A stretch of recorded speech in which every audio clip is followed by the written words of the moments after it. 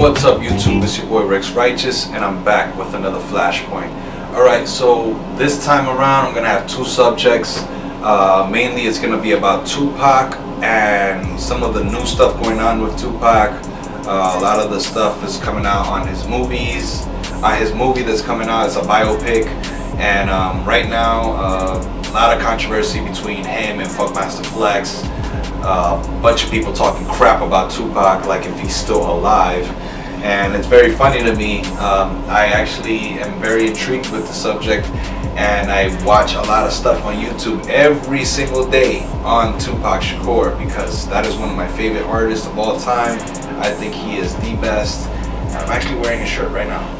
I don't know if you can see it, but yeah, check it out. So I'm not gonna lie to you, I don't try to live in the yesteryears, but it's kind of hard. My YouTube is all connected to Tupac and boxing and music and politics and a whole bunch of things going on.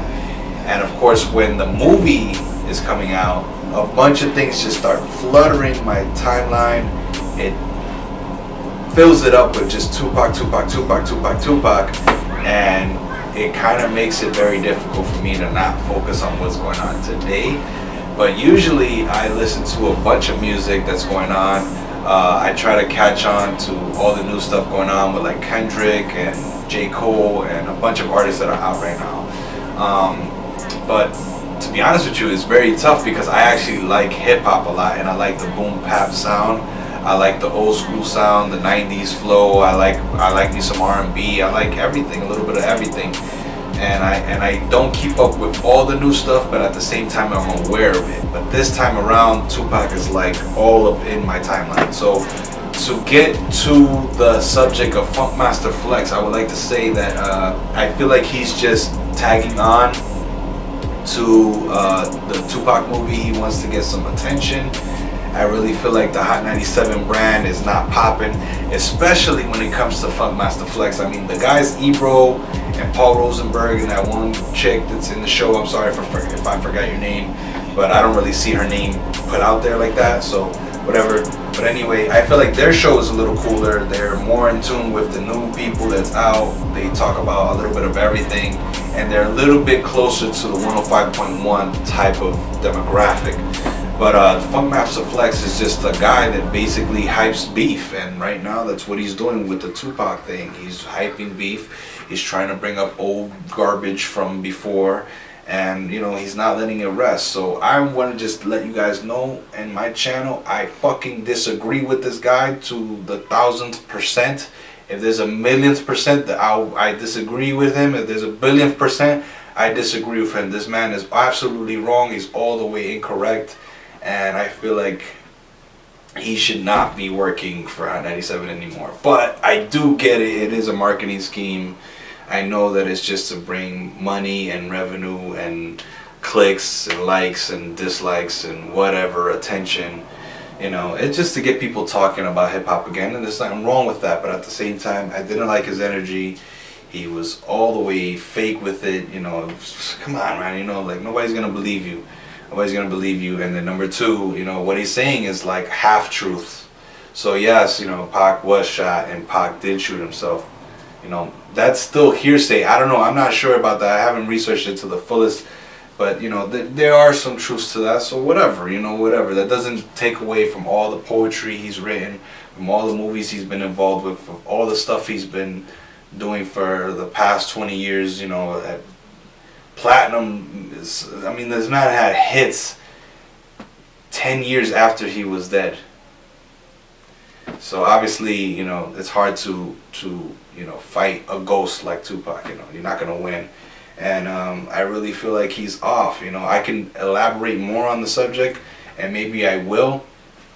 But I just want to say that the whole thing where Flex is saying that, you know, about the shot or whatever, that he lied on Big, you know, that's not absolutely true, because Pac went to jail in New York, in Rikers Island, and he was in New York that whole time for a year, and nobody came to see him, no one talked to him. If it was true that Pac was spreading a rumor that was supposedly fake, then this gangster that you guys speak of saying that Biggie is like the king of New York, the Don or whatever, wouldn't have had Pac, set up in jail. I'm not trying to put out violence, and I'm not trying to say that he should have done this, but at the same time, it would have been better if Biggie went to go see him. If you pull up any MTV interviews with Biggie, there was a lot of times that they would ask him, did you have anything to do with it? Were you involved? And he actually had interviews talking to these people, and that's the part that threw me off. Everybody knows this. It's on the documentaries, Tupac's documentary. So I'm basically coming off as a biased fan. So what? But anyway, the point is that Big had interviews talking about how he didn't know and what was going on that night, but he never had a conversation with Pac.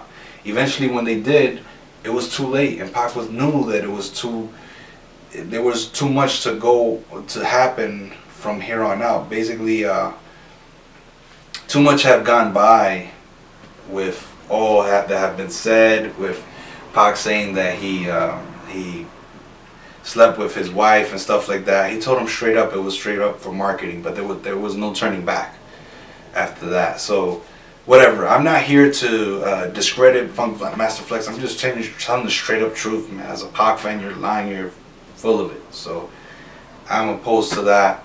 I do want to talk about Canelo versus Triple G. It was very funny to me to see this.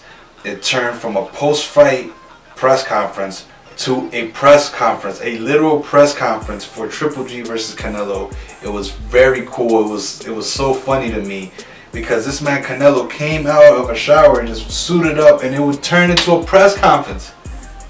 Chavez Jr. just said, well, whatever, I didn't do whatever, I didn't do my thing, and he's there with an eye and whatever. He leaves, boom, Canelo in, Triple G in, he got his suit, promoter here, sit here, everybody's chilling. Now all of a sudden it's the first Triple G versus Canelo press conference. How interesting is that? I don't think I've ever seen that done, and it was swiftly done. I do want to say that this is going to be an amazing fight, and I really like the characters of these guys. There hasn't been two cachet fighters like this, and these guys are, they hit hard. For some guys that people think that, that they're like, they have catchy ways of things and of saying things, and Canelo's like, liked by a lot of women, and Triple G, he's liked by some women too. People say that that he's just like, he has like this angel type of face, but then when he gets in the ring, he's like this killer, and so is Canelo. So it's pretty interesting to see. They're gonna hype this a bunch, and as I said in my other in my other review, is that Dan Rafael said that it's possible it could happen in Dallas. That's 100,000 people. There's numbers coming out right now. One of the numbers I see that I had just seen, T-Mobile was 20,000 tickets were sold. All right, it was maxed out, sold out. So for each ticket, it was $1,000. It's a lot of money. And if you do the calculations for that, $1,000 for 20,000 tickets is 20 million. So if you can do something like that, that's $20 million coming out of the live gate. And I really feel that that's where they're gonna make their money.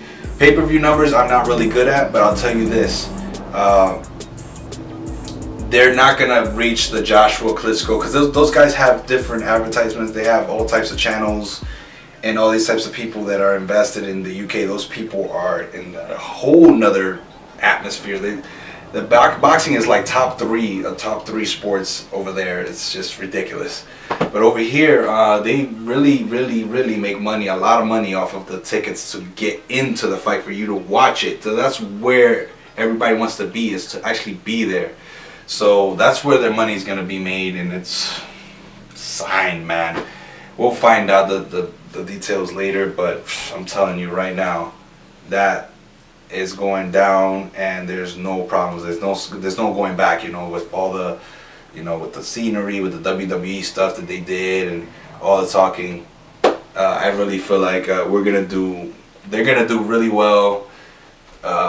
boxing fans are gonna be really happy. And imagine with all these fights coming down, you know, if there's more to be made after this or during this, I think we might have a comeback. I think boxing might have a comeback, and I really feel that a lot of people are gonna be competing now. Like, you know, we gotta make a fight now. We gotta make a fight now. We gotta do this. You know, there's gonna be a lot of boxers calling each other, and I really hope that a lot of people can get some things signed and sealed. So that's it. That's my rants. That's my flashpoint. And if you guys want to see more, just comment, like, share. This is your boy Rex Righteous. Peace.